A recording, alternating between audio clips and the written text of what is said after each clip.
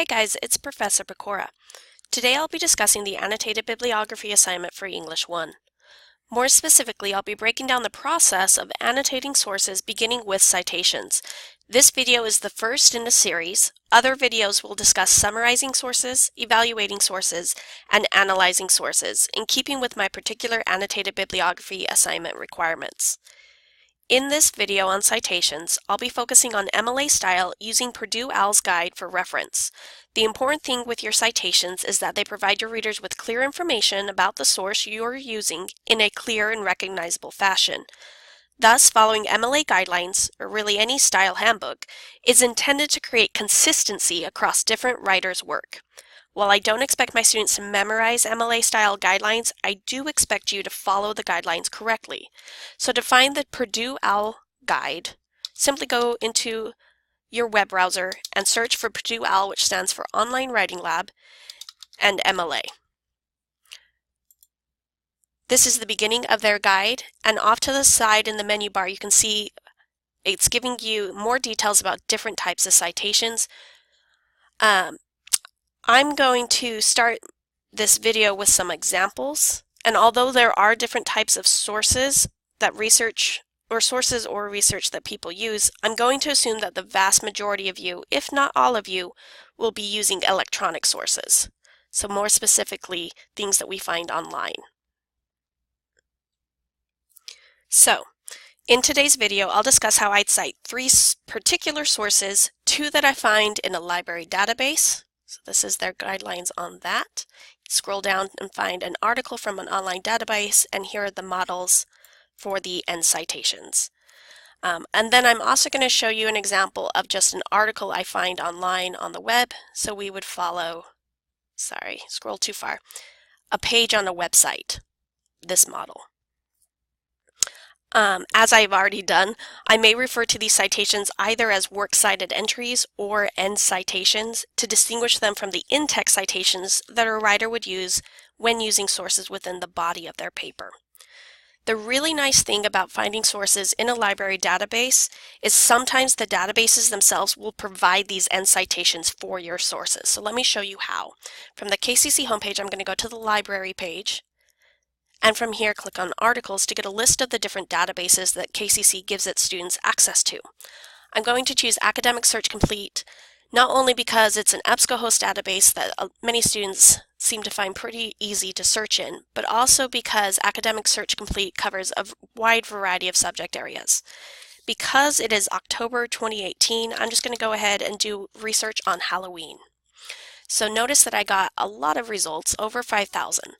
I do want to point out that you can limit your search results to full text, which means the lists here will always have full text access to the actual article. I can also limit my results to scholarly or peer-reviewed journals. This is important because in these EBSCOhost databases, you will get a mix of both popular and scholarly articles. You can see off to the side, it's indicating this is an academic article, as is this. If it says periodical, that means it's a popular source, something like a newspaper article or a magazine article. So popular articles are those written for a broad audience or the general population, and that's where we get the name popular. They're often written by journalists or other people who may or may not be experts in the field that they're writing about, and like I said, are often published in magazines, newspapers, sometimes online. Scholarly sources, or academic journal articles, are typically academic journal articles written by professors or experts in a field or discipline. They're primarily intended to be read by other experts, professionals, professors, and students, and therefore tend to have a higher reading level than popular sources. They'll likely include more research and more technical language than popular sources too. Know that your instructor may require you to use only scholarly sources or a certain number of scholarly sources in their annotated bibliography assignment. Check the assignment details to make sure that you know what kind of sources you should be looking for. Once you select your sources in the library database, here's how you can find their citation information. So I'm just going to choose the second one, Education in Disguise. If I wanted to annotate this source in my annotated bibliography assignment, all of the information I would need is provided here. I have the article title, the author, the journal where it was published, more information about that particular journal issue. Below, I have an abstract. This is often written by the author, the publisher. It's their own description of the paper. But instead of compiling all of this citation bibliographic information together myself, I can just go off to the side and hit the Cite button. And EBSCOhost is going to give me a variety of different citation styles. I'm going to scroll down to MLA, and I'm just going to copy their citation into my own document. Okay, so here's the document that I've started. So I'm just going to go ahead and paste that in. If I hit merge formatting, it will make what I'm pasting in also follow Times New Roman 12-point font, the same spacing and so forth. If I were to simply do Control V or just paste it in, it's going to change the font. It's also creating this slight highlighting. So I don't want to deal with those formatting issues. So I'm just going to paste it in. I'm doing a right click and then merge formatting.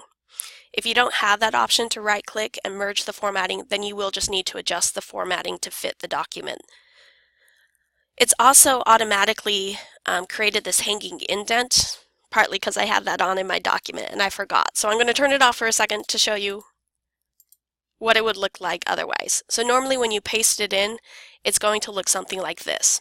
Because I did merge formatting, it's keeping the italics with the journal title and the database title, so everything here is correct. Sometimes the italics are taken off though when you paste things in, so double check and re-italicize if needed.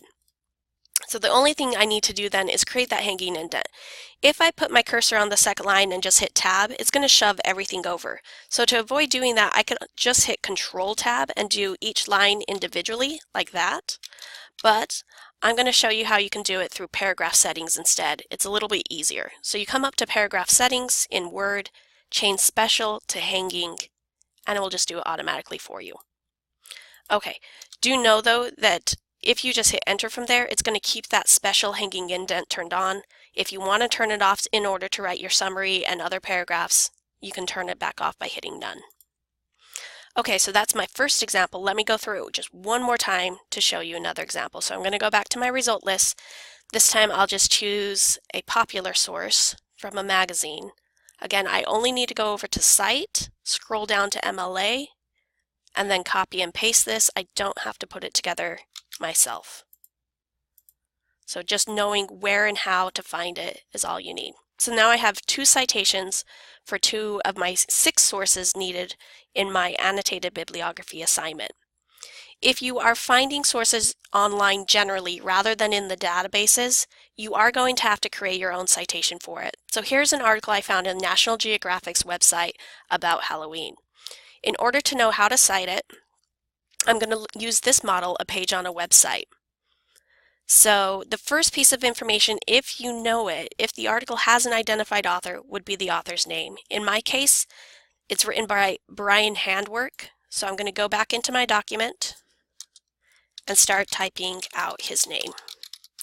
So last name, comma, first name, period. The next thing I need to do, according to my model, is include the article title in quotation marks and then a period, and then the website title italicize. So in my case, the article title is Love It or Hate It, Halloween is Going Global, and then my website title is going to be National Geographic. So I'm just going to paste the article title in and make sure I format it correctly within quotation marks and that period, and then just type in National Geographic, italicized. After the website title comes a comma, as you can see here, and after the comma would be a date, if there is one, date when it was posted online or when it was written, and then the URL. So let's see if I have a date for this article. I do. It says it was published on October 27, 2017. When we're putting dates into our citations for MLA, you want to go day, month abbreviated, year. So I'm going to put 27 Oct 2017. I've already forgotten the date. I think it was that. Okay, so going back. Yes, good. I got the date right. Woohoo! After this, I would include the URL And I could include the date of access. If you're looking at an online source that doesn't include the date when it was published, I would definitely include the access date. But if you have this date, then you don't really need to provide this date unless your teacher requires it or prefers it. So in my case, because I have the date when it's published, I'm not going to provide that. I'm just going to give the URL of the article, and then I'll be done with my citation. So the period after URL. MLA also says you can get rid of this HTTPS part and just jump straight in from there. So there are 3 citations beginning my annotated bibliography. I would need, of course, find 3 more because my assignment is requiring 6 sources total. Okay, well that is it for this video. Watch the other videos in the series to learn more about the other required parts of our English 1 annotated bibliography assignment.